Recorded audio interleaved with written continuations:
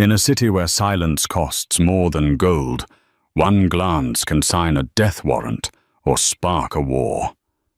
Dante Moretti didn't believe in fate. He believed in leverage. But the moment he saw the woman in the faded red dress sitting alone in the VIP section of Il Palazzo sipping cheap water like it was vintage wine, his entire empire stopped spinning. She wasn't supposed to be there. She was a glitch in his perfect matrix. He didn't ask who she was. He simply leaned toward his enforcer eyes, dark with obsession, and gave the order that would burn the city to the ground. Bring her to me. The air inside Il Palazzo always smelled the same truffle oil-aged leather and fear. It was the most exclusive restaurant in Chicago, a place where senators broke bread with cartel leaders, and the blinds were always drawn against the prying eyes of the mortal world. Dante Moretti sat at table 1, the booth permanently reserved for him in the shadowed corner of the mezzanine. He was 32, wearing a bespoke Brioni suit that cost more than the average American's annual mortgage. On his wrist, a Patek Philippe Nautilus ticked away seconds that were worth millions. He was the capo of the Chicago outfit, a man who had sanitized the family business from street corner brawls into boardroom acquisitions. "The shipment from Naples is delayed, boss," Luca said, his voice low. Luca was Dante's right hand, a man built like a vending machine with a neck as thick as a tree trunk. Dante didn't answer. He wasn't listening. His dark eyes, usually cold and calculating, were fixed on a point on the lower floor. "Boss." Luca followed his gaze. Down in the main dining room, amidst the sea of black cocktail dresses and diamond chokers, sat an anomaly. She was a woman, perhaps 24, sitting at a table for 2. But she was alone. She wore a red dress that had clearly seen better days. The hem was slightly frayed, and the fabric didn't have the sheen of silk. She wasn't wearing jewelry, no Cartier love bracelets, no Van Cleef necklace. Her hair was pulled back in a messy bun, secured with a simple black elastic. She looked like a sparrow that had accidentally flown into a hawk's nest. "Who is that?" Dante asked, his voice a low rumble. Luca squinted. "No idea. Reservations are vetted weeks in advance. She shouldn't be here. I'll have security remove her." "No." Dante's hand shot up, stopping Luca. He watched her. She was nervous. Her fingers tapped a frantic rhythm on the white tablecloth. She kept checking her phone, a cracked iPhone 8 that looked ancient compared to the latest tech on the other tables. She wasn't eating. She had ordered a glass of tap water.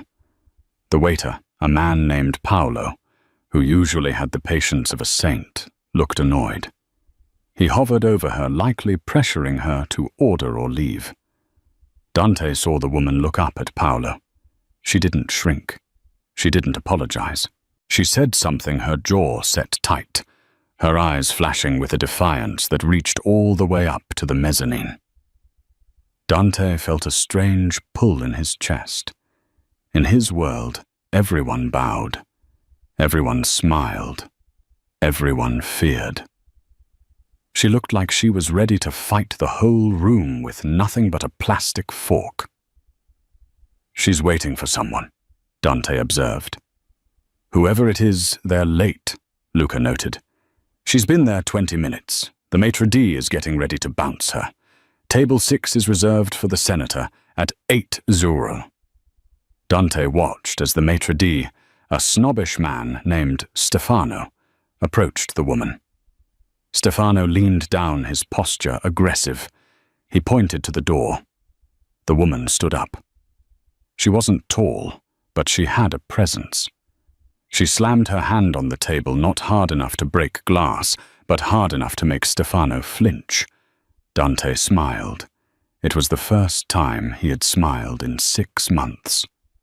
"Luca," Dante said, standing up and buttoning his jacket. Yeah, boss. You want me to handle Stefano? No, Dante said, his eyes never leaving the woman in red. Go down there. Tell Stefano. The lady is dining with me. Luca's jaw dropped. Boss, you don't dine with strangers. We have the meeting with the Russians in an hour. Cancel the Russians, Dante said, turning to check his reflection in the darkened window. He straightened his tie. And bring her to me. Sienna Brooks was shaking, but she refused to let the pompous man in the tuxedo see it. I told you, Sienna hissed, her voice trembling with adrenaline. I am not leaving until I see the manager. I have a reservation. You have a reservation under the name Smith? Stefano sneered, looking down his nose at her. A reservation made online 5 minutes ago. We do not accept walk-ins, and we certainly do not accept this. He gestured vaguely at her dress. It was a cheap dress she'd bought at a thrift store for $12. It was all she had. I'm a paying customer, Sienna insisted, though she had exactly $40 in her bank account. I just need to speak to someone who worked here 3 years ago, a man named Giovanni. There is no Giovanni here, Stefano snapped. Now leave before I call the police. Sienna felt the tears stinging her eyes.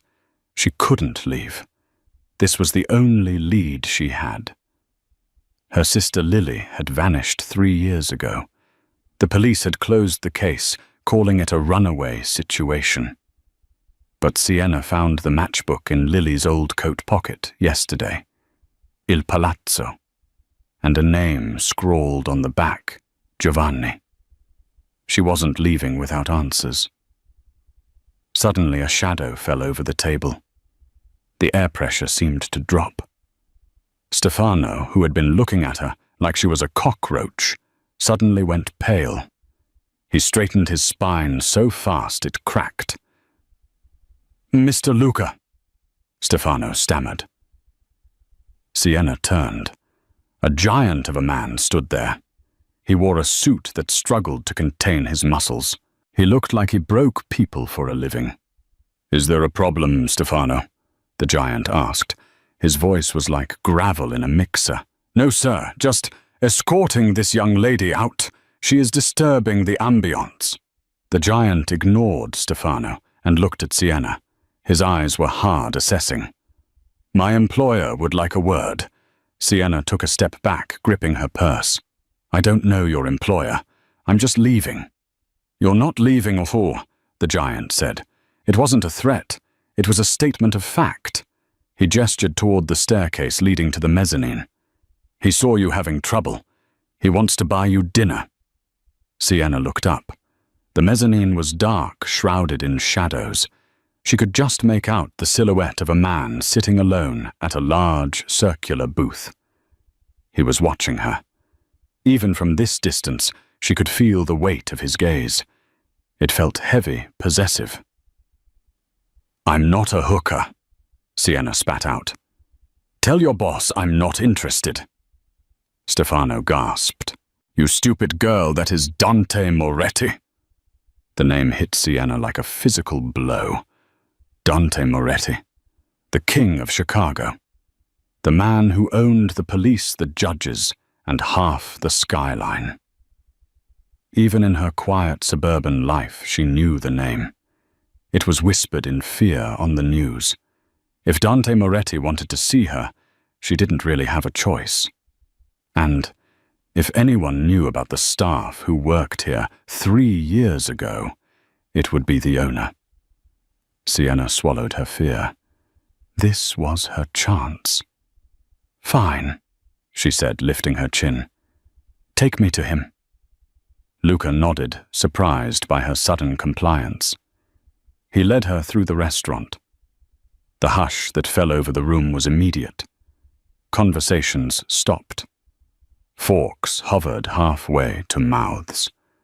Everyone watched the girl in the thrift store dress being escorted to the king's table. They walked up the stairs. The air grew cooler. Dante Moretti did not stand up when she arrived. He sat relaxed, one arm draped over the back of the velvet booth, a glass of amber liquid in his hand.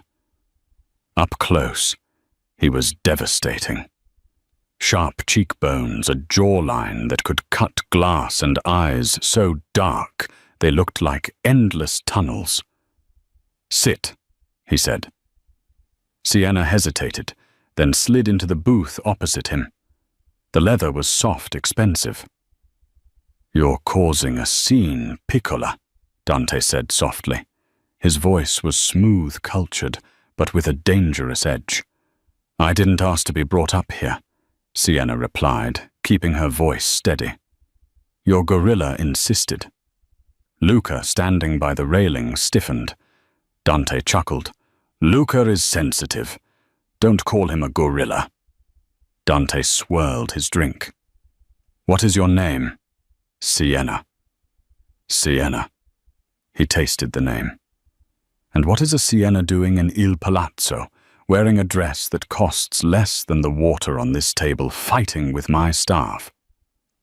"I'm looking for someone," she said. "A man named Giovanni. He worked here 3 years ago." Dante's expression didn't change, but the air in the booth shifted. It became colder. "Giovanni," he repeated. "Why do you want to find Giovanni?" "That's none of your business," Sienna said. "I just need to know where he is." Dante leaned forward. The candlelight caught the gold of his watch. "Everything in this city is my business, especially what happens inside these walls. Giovanni hasn't worked here in a long time." "Do you know where he is?" "I know where everyone is," Dante said enigmatically. He signaled the waiter. "But first we eat. You look starving, and I don't discuss business on an empty stomach." "I can't afford to eat here," Sienna said bluntly. "I didn't ask for your wallet, Sienna. I asked for your company." Dante's eyes locked onto hers. "Eat with me, and I will tell you about Giovanni." It was a trap. She knew it. But the hunger in her stomach and the desperation in her heart made her nod. "Okay," she whispered. "One meal." Dante smiled, a predator, watching the gate close behind his prey. One meal. That's all it starts with. The meal was a blur of flavors Sienna had never experienced. Truffle risotto, seared scallops wine that tasted like velvet. She ate, trying to maintain her dignity, while Dante watched her. He barely touched his food. He seemed to be consuming her instead. He asked her questions. Where she lived, a studio in the bad part of town, what she did, waitress at a diner, why she was so desperate. She answered vaguely, keeping her cards close to her chest. "So," Dante said, as the plates were cleared. "Giovanni." "You promised," Sienna reminded him. Dante took a sip of his wine. "Giovanni was a sous chef here. He was let go. For stealing." "Stealing what?" "Information," Dante said. "He was selling guest lists to the paparazzi, or so we thought." "My sister knew him," Sienna blurted out. "Lily. She dated him 3 years ago. Then she disappeared." Dante froze. The glass stopped halfway to his lips.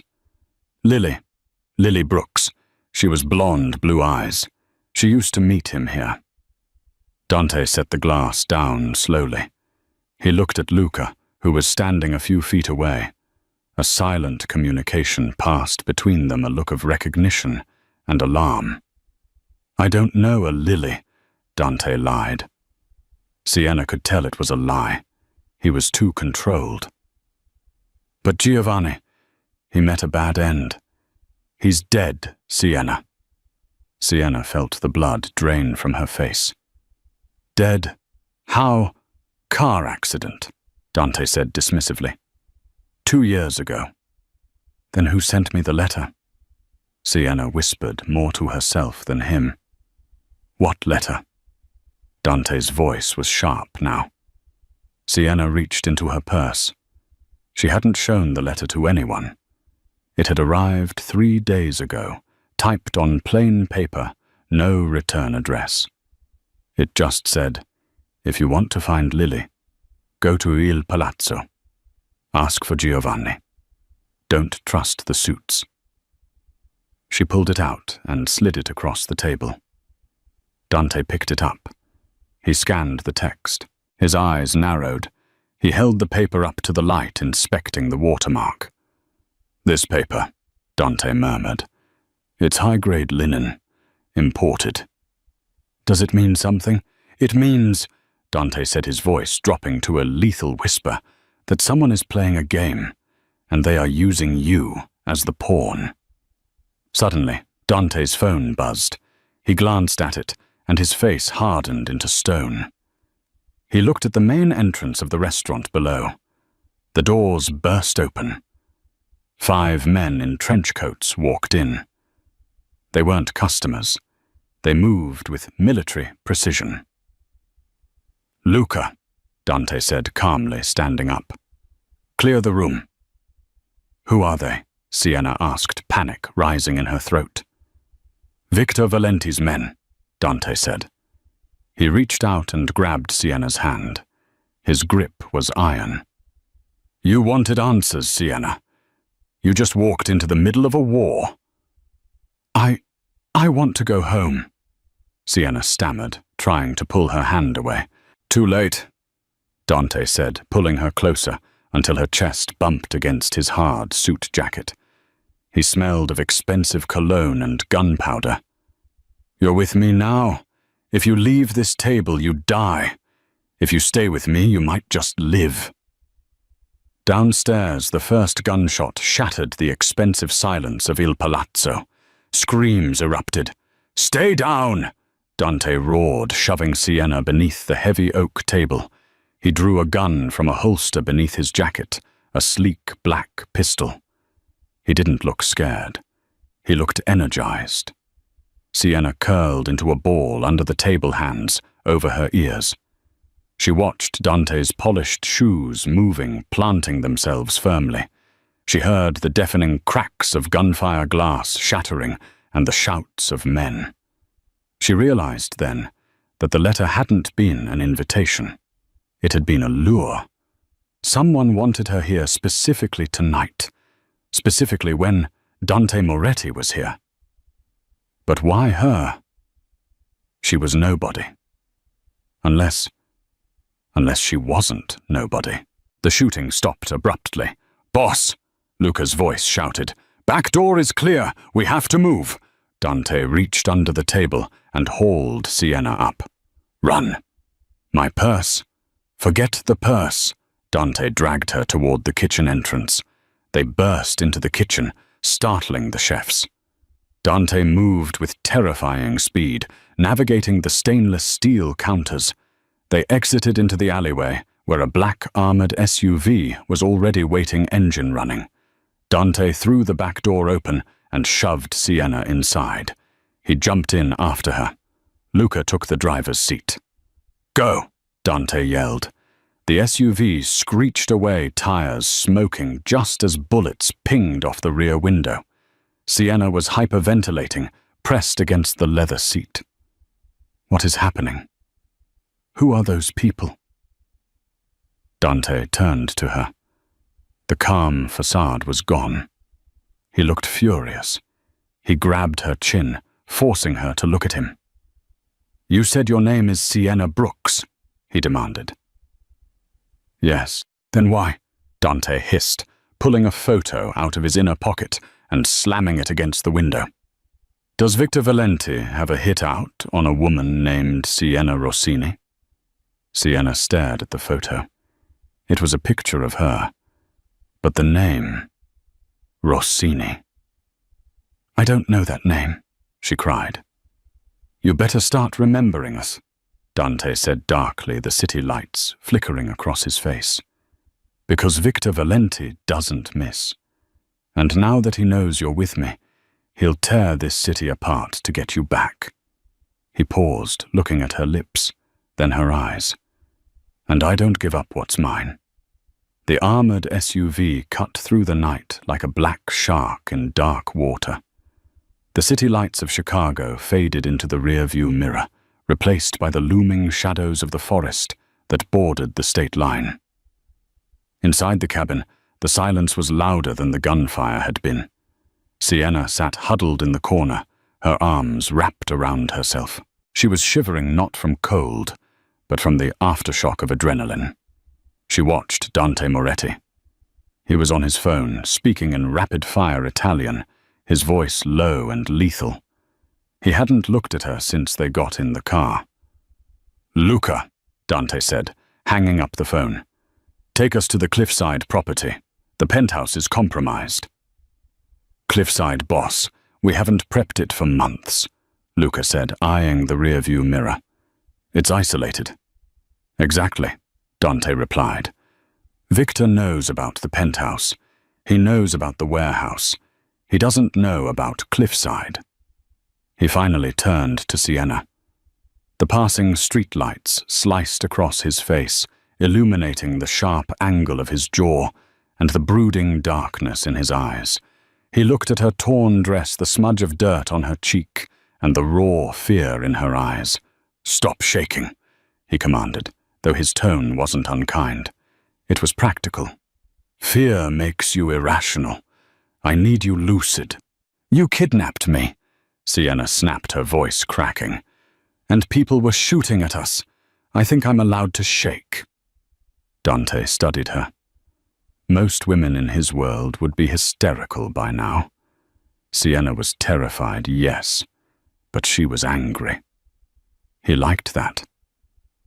"I saved you," Dante corrected. "There is a difference. If I had left you there, Victor Valenti's men would have put a bullet in your head before the appetizer arrived. Or worse, they would have taken you alive." "Why?" Sienna demanded. "I'm nobody. I'm a waitress. I have $40 to my name. Who is Sienna Rossini?"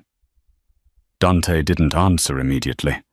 The car slowed as it turned onto a gravel road, winding up a steep hill. Iron gates loomed ahead, opening automatically as the car approached.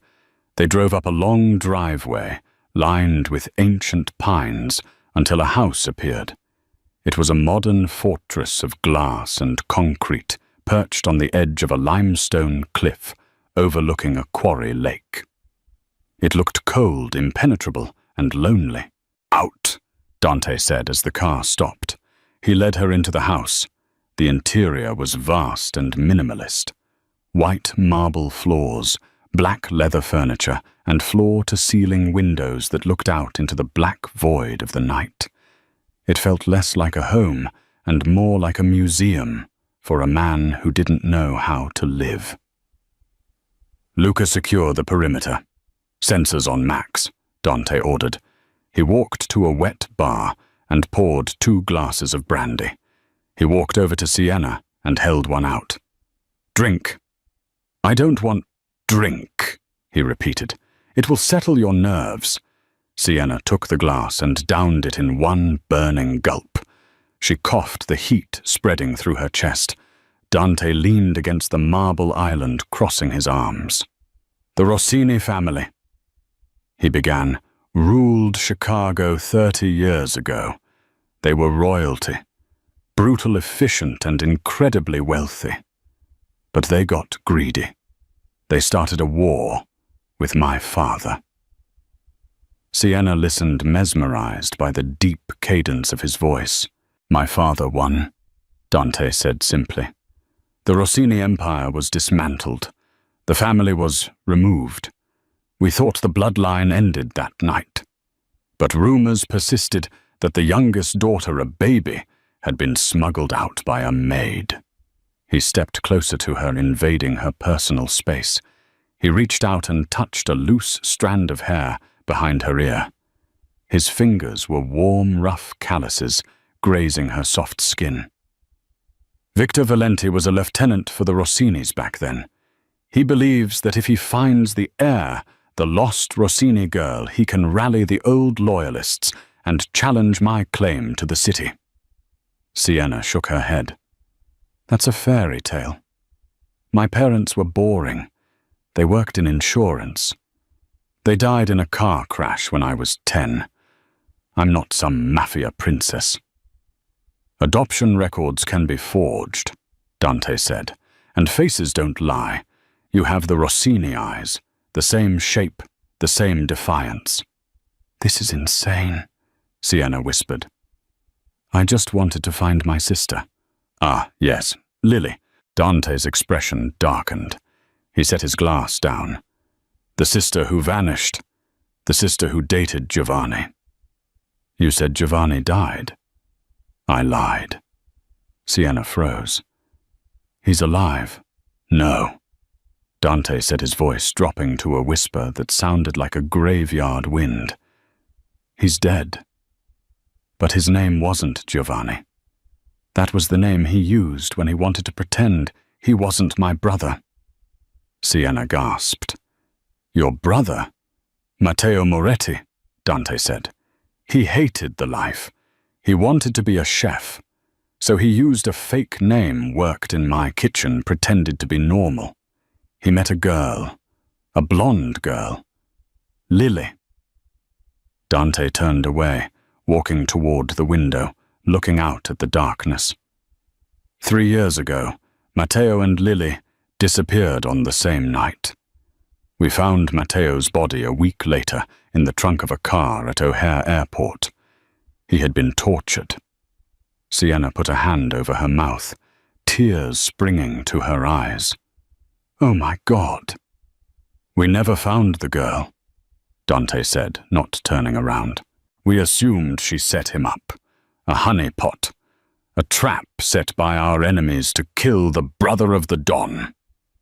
He turned back to her, his eyes blazing with 3 years of suppressed rage. "So tell me, Sienna, did your sister kill my brother?" The accusation hung in the air, heavy and suffocating. Sienna stepped back, hitting the counter. "No," she said fiercely. "Lily would never hurt anyone. She loved him. I remember. She called me that week. She said she was in love. She said they were going to run away together." "Run away?" Dante laughed, a harsh, humorless sound. "No one runs away from this life. You only leave in a casket." He walked toward her again, pinning her against the counter. He was so close she could see the flecks of gold in his dark irises. The air crackled with a tension that was half violence, half desire. "You are the key," Dante murmured, looking down at her. "Victor wants you because he thinks you are a Rossini. I wanted you because I thought you led to my brother's killer. But now..." His gaze dropped to her lips. "Now what?" Sienna breathed, her heart hammering against her ribs like a trapped bird. "Now," Dante whispered, "I think we are both pieces in a game we don't understand. And until I figure it out, you belong to me." He didn't kiss her. He pulled back, leaving her cold and trembling. "There is a guest room down the hall. Lock the door. Not that it will stop me if I wanted to get in, but it might make you sleep better." He turned and walked away, disappearing into the shadows of the massive house, leaving Sienna alone with the ghosts of the past. Sienna didn't sleep. The guest room was more luxurious than any apartment she had ever lived in. The sheets were Egyptian cotton. The bathroom was stocked with products that smelled of lavender and money, and the view of the moonlit quarry was breathtaking. But the door had a heavy electronic lock, and the windows were reinforced glass. It was a gilded courge. She spent the night pacing her mind, racing. Sienna Rossini. It had to be a mistake. Her parents, the ones who raised her, were kind, simple people. They had never mentioned Italy, or mafias, or blood feuds. But then she remembered the letter. "Don't trust the suits, and Lily. Lily, who had always been the adventurous one. Lily, who had secrets. At dawn, Sienna couldn't take the confinement anymore. She showered, washing the scent of the restaurant and fear off her skin, and put the red dress back on. It was wrinkled, but it was all she had. She ventured out into the hallway. The house was silent. She found the kitchen a sleek expanse of stainless steel. Dante was there. He was standing by the espresso machine, wearing grey sweatpants and a tight black t-shirt that clung to his broad shoulders. He looked less like a king and more like a warrior at rest. He was reading a file, wearing reading glasses that made him look confusingly intellectual. "Coffee?" he asked without looking up. "Please," Sienna said. He poured a cup and slid it across the island. "Did you sleep?" "No. Did you?" "I don't sleep much," Dante admitted. He took off his glasses and rubbed the bridge of his nose. "I have news." Sienna gripped the coffee mug. "About Lily." "About the night they disappeared." Dante tapped the file. "I had Luca pull the old security footage from Il Palazzo, the archives. We thought the tapes were wiped, but the backup server had a fragment." He turned a laptop around so she could see. The video was grainy, black and white. It showed the back exit of the restaurant. A man, young, handsome, with Dante's jawline, was laughing. He was holding hands with a girl. Sienna's breath hitched. "That's Lily." In the video, Lily looked happy. She was wearing a white coat. They stopped by a car. Matteo leaned in and kissed her. It was tender, real. Then headlights swept across the frame. A van pulled up. Men jumped out. Matteo shoved Lily behind him. He fought, swinging wildly. But there were too many of them. They pistol-whipped him, dragging him toward the van. But then something strange happened. The men didn't drag Lily. One of them, a tall man in a trench coat, walked up to her.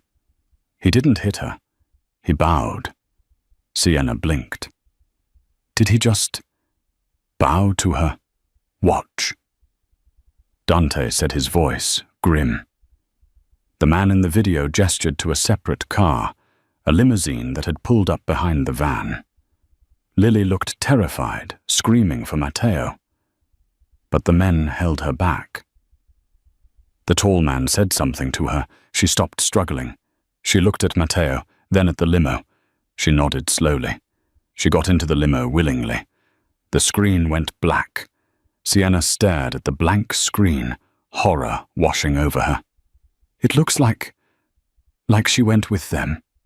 She made a deal, Dante said, cold fury returning to his voice. She traded my brother's life for something. Or she went with her own people. No, Sienna insisted. She looked scared. She did that to save him. He died anyway. Dante slammed the laptop shut. The sound echoed like a gunshot. She got into the car with the enemy, the man who bowed. That was Victor Valenti's father, the old Don. Dante walked around the counter, his anger radiating off him in waves. Your sister wasn't just dating Matteo. She was a Rossini agent. She lured him out. That's not true, Sienna yelled, standing her ground. You don't know her. She probably thought if she went with them, they would let him go. She sacrificed herself. And where is she now? Dante challenged. If she sacrificed herself, why is there no body? Why has no one seen her in 3 years? Unless she is sitting on a throne somewhere in Italy, laughing at the Moretti fools. If she was safe, she would have contacted me. Unless she didn't want you to know who she really was. Dante stopped inches from her. Maybe she knew you were the spare, the backup heir. I don't believe you. Then explain this. Dante pulled a piece of paper from the file. It was a photocopy of a birth certificate. Name, Sienna Isabella Rossini. Date of birth, June 12, 1999. Mother, Claudia Rossini. Father, Antonio Rossini. Sienna stared at the date. It was her birthday. My parents, she faltered. Your parents adopted you through a private agency that specializes in erasing children, Dante explained. I made calls last night. The agency was funded by the Rossini Trust. Sienna felt her knees give out. She grabbed the counter for support. The world was spinning. Her entire identity, her memories, her simple life. It was all a fabrication to hide a dangerous truth. Dante's expression softened just a fraction. He saw the devastation in her eyes. It wasn't the look of a conspirator. It was the look of a victim. He reached out his hand, wrapping around her waist to steady her. Breathe, he ordered softly. I don't know who I am, she whispered, tears spilling over. You are Sienna, Dante said, his thumb brushing away a tear. And you are in my house, which means you are my problem. Am I your prisoner? For now. And when you're done with me. Dante looked at her mouth, then back to her eyes. The anger was fading, replaced by a curiosity that was far more dangerous. I haven't decided, he murmured. But I know one thing. Victor Valenti wants you to reclaim his kingdom. He needs you to sign the papers to unlock the Rossini assets in Switzerland. Without you, he has no money for his war. So I'm a key, Sienna said bitterly. Just a thing to be used. To him, yes, Dante said. He leaned closer, his forehead resting against hers. It was an intimate gesture, shocking in its suddenness. But to me, you are becoming something else. What? She breathed. A liability, he whispered.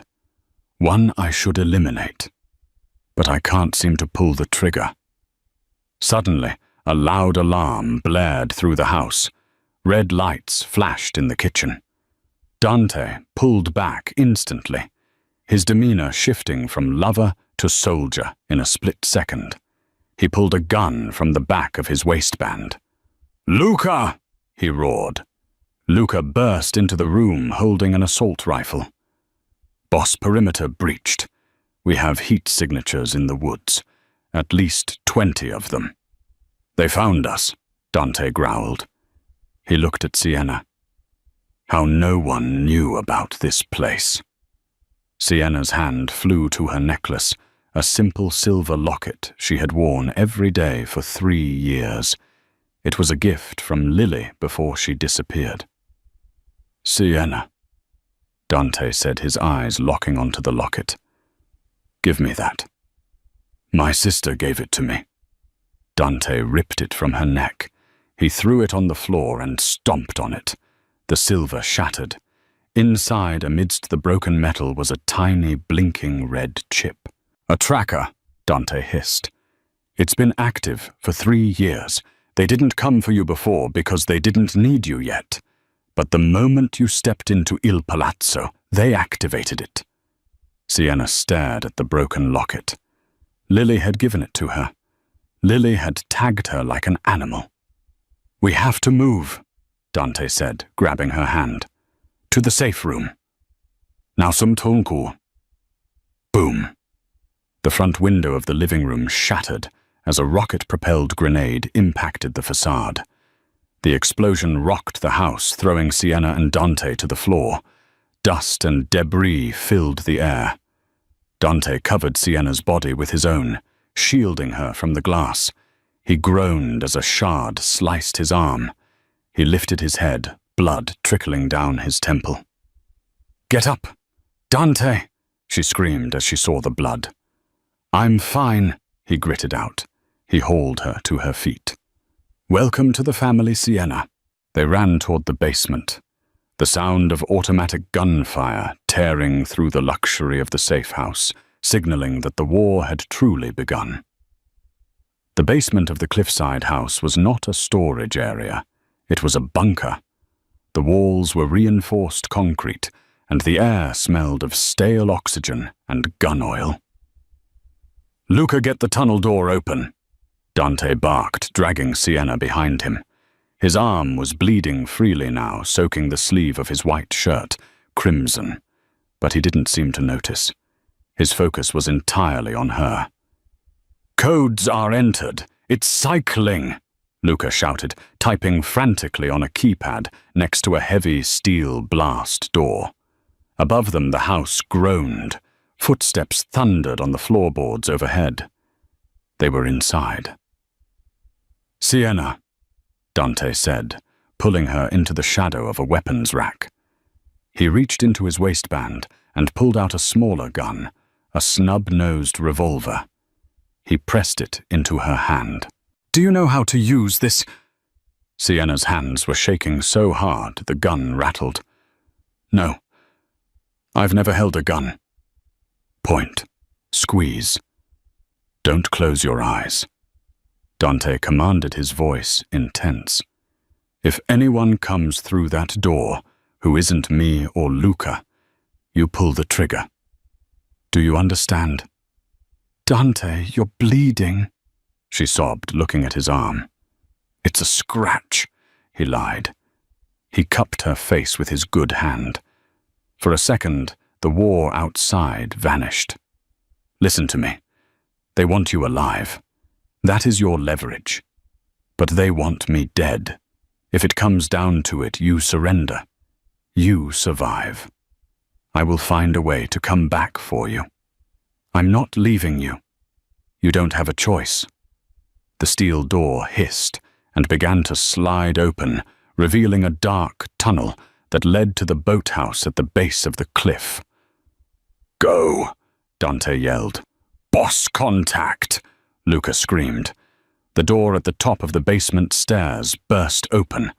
A flashbang grenade rolled down the steps. Bang! A blinding white light seared Sienna's vision, followed by a deafening ringing in her ears. She fell back, disoriented. Through the haze she saw Dante firing his weapon, the muzzle flashes lighting up the dark bunker. Luca was providing cover fire, his assault rifle roaring, but there were too many of them. Men in tactical gear swarmed down the stairs like ants. Sienna felt rough hands grab her arms.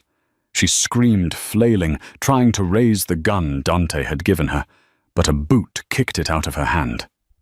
"Secure the package," a voice shouted. She was dragged to her knees. Her vision cleared slowly. The firing had stopped. Luca lay on the ground, unconscious blood pooling around his head. And Dante. Dante was on his knees in the center of the room, 3 laser sights trained on his chest.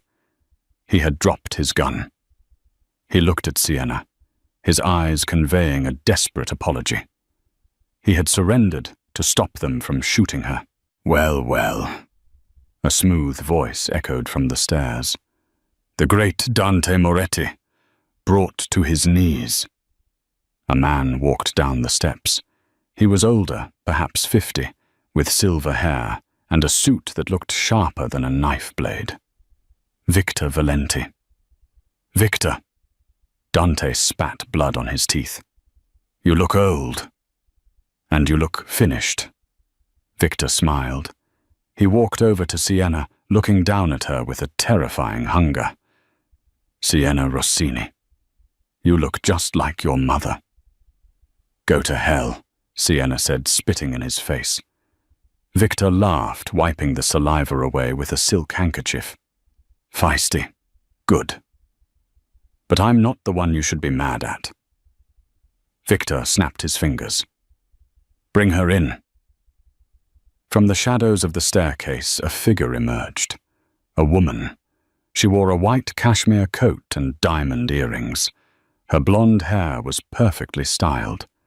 Sienna felt the world stop. Her heart ceased to beat. "Lily," she whispered. The woman looked at Sienna. It was her sister, but the warmth was gone from her eyes, replaced by a cold, hard calculation. "Hello, Sienna," Lily said, her voice flat. You're alive." Sienna tried to stand, but the guards held her down. "Dante told me. The tracker. I didn't believe him." "It was necessary," Lily said, walking over to stand beside Victor Valenti. She slipped her hand into the crook of the old mobster's arm. Sienna stared at the contact between them, her sister and the enemy. "Why?" Sienna choked out. "Because I didn't want to be a waitress for the rest of my life, Sienna," Lily said, her voice dripping with disdain. "I found out about our heritage 3 years ago. I found Matteo. I used him to get close to the life. But Matteo was weak. He wanted to leave the Mafia. He wanted to open a bakery."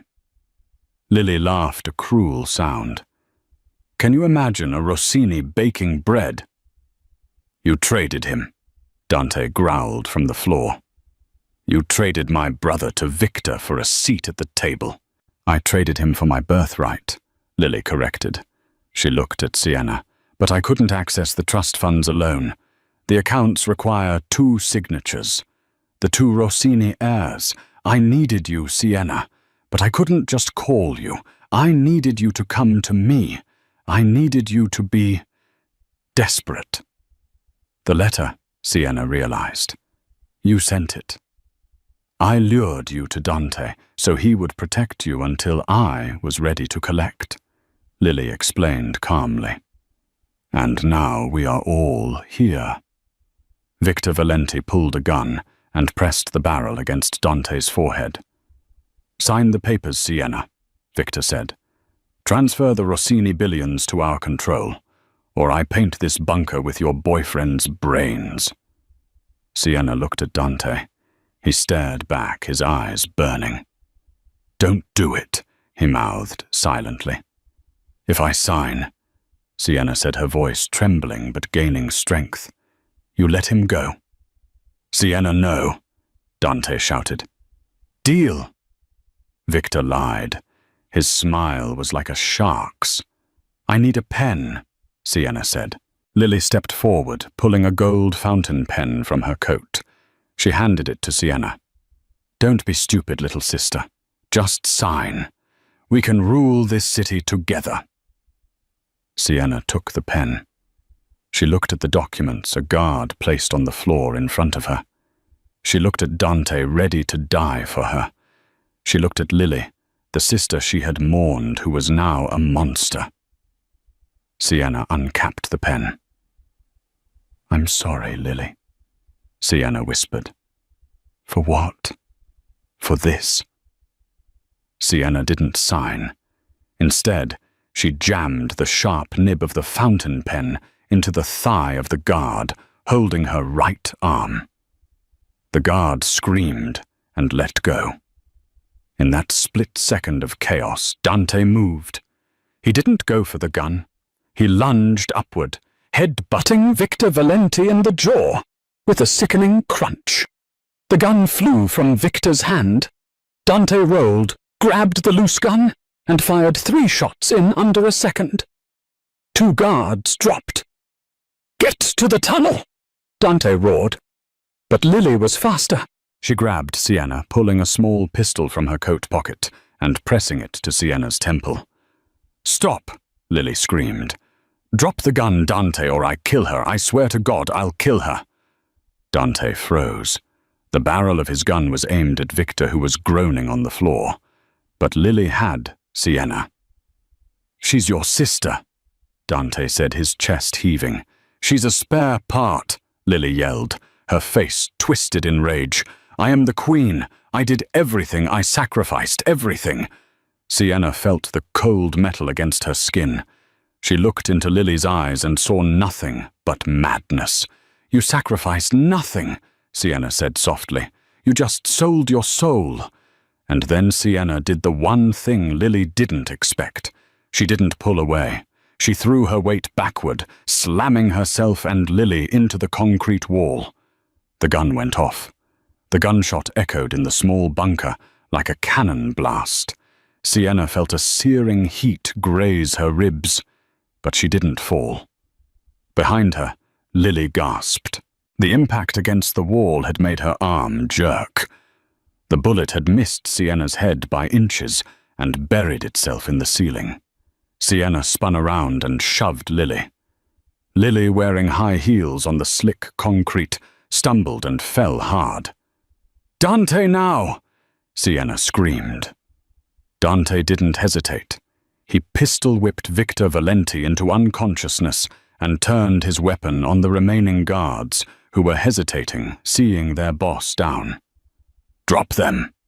Dante's voice was the voice of death itself. "Or you all die right here." The guards looked at Dante, then at the unconscious Victor, and finally at the frantic Lily on the floor. They dropped their weapons. In the Mafia world, you only follow the winner. And Dante Moretti had just won. Dante kicked the guns away and rushed to Sienna. "Are you hit?"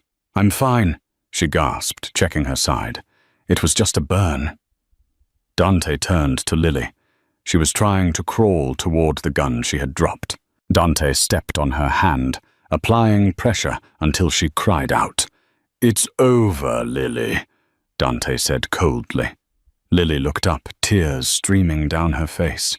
Tears of frustration, not remorse. "You can't kill me. I'm a Rossini. I own half this city." Dante looked at Sienna. "It's her call."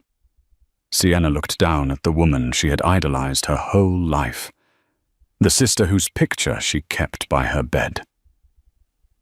"You're not a Rossini," Sienna said, her voice shaking with emotion. "Our parents, the ones who raised us, they taught us to be good, to be kind. You forgot all of that." "They were nobodies," Lily spat. "They were our family," Sienna said. She reached down and picked up the documents Victor had wanted her to sign. She ripped them in half, then in half again, letting the confetti rain down on Lily.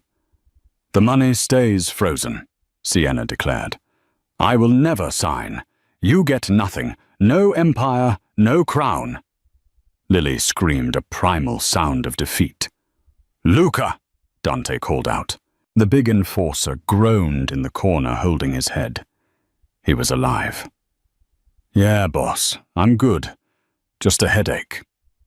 "Call the police," Dante said. Sienna looked at him, shocked. "The police? You never call the police." "For Victor and Lily." Dante smiled grimly. "They kidnapped an innocent woman. They killed my brother. Let them rot in a federal prison. Death is too easy for them." Luca grinned, pulling out his phone. "With pleasure." 2 weeks later. The closed for private event sign hung on the heavy oak doors of Il Palazzo. Inside the restaurant was bathed in the warm glow of candlelight. But tonight there were no other patrons. No senators, no celebrities. Just one table in the center of the room. Sienna sat at the table. She wasn't wearing the thrift store dress. She was wearing a gown of midnight blue silk that hugged her curves, a gift that had been delivered to her new apartment that morning. Around her neck sat a diamond necklace, not a tracker, but a true gift. She sipped her wine, waiting. Footsteps echoed from the mezzanine. Dante walked down the stairs. He wore a black tuxedo, his arm no longer in a sling, though he moved with a slight stiffness. He reached the table and bowed slightly. "Signorina Rossini," he said. "Mr. Moretti," she replied, a playful smile touching her lips. "I hear you have a table available. For you, I have the whole building." He sat down opposite her. The tension of the chase, the gunfire, the betrayal, it was all behind them. But a new tension had replaced it. The tension of two people who had seen the darkest parts of each other and survived. Valenti and Lily were denied bail today. Dante said quietly. The evidence Luca provided regarding Matteo's murder was comprehensive. Sienna looked down at her glass. I went to see her, at the jail. Dante paused. And she didn't even look at me. She just kept staring at the wall, muttering about her crown. Sienna sighed. I mourn her, but I mourn the sister she used to be, not the woman she became. Dante reached across the table and took her hand. His grip was warm, solid, permanent. You have a choice now, Sienna, he said. You know who you are. You know about the money. You could take it. You could leave Chicago. Start over anywhere in the world. Is that what you want me to do? She asked, searching his eyes. Dante stood up. He walked around the table and held out his hand. Bring her to me, he whispered, echoing the words he had spoken the night they met. Sienna stood up. She placed her hand in his. I'm already here, she said. Dante pulled her close, his other hand resting on the small of her back. The music in the restaurant, a soft Italian aria, seemed to swell. I don't want you to leave, Dante admitted, his voice rough with emotion. I want you right here, by my side. Chicago is a dangerous city, Sienna. It needs a queen who has a heart. Sienna looked up at him. The man who had kidnapped her, saved her, and fought for her. I'm not going anywhere, Dante, she promised. He leaned down and kissed her. It wasn't a tentative kiss like the one in the safe house. It was a claim, a promise, a seal on a future that would be written in blood and gold, but mostly in love. Outside, the snow began to fall on Chicago, covering the sins of the past in a blanket of white. But inside Il Palazzo, the fire was just getting started. Wow, what a roller coaster. From a waitress in a thrift store dress to the lost heiress of the Rossini Empire. Sienna's journey proves that sometimes the most dangerous monsters are the ones we call family. Dante Moretti might be a ruthless mafia boss, but in the end, he was the only one who told the truth. What did you think of Lily's betrayal? Would you have been able to forgive your sister if she did that to you? Or would you have pulled the trigger? And do you think Sienna and Dante can really rule Chicago together without the darkness consuming them? Let me know your theories in the comments below. I read every single one. If you enjoyed this story of twists, betrayal, and romance, please smash that like button. It really helps the channel grow. And don't forget to subscribe and hit the notification bell so you never miss the next dramatic episode. Until next time.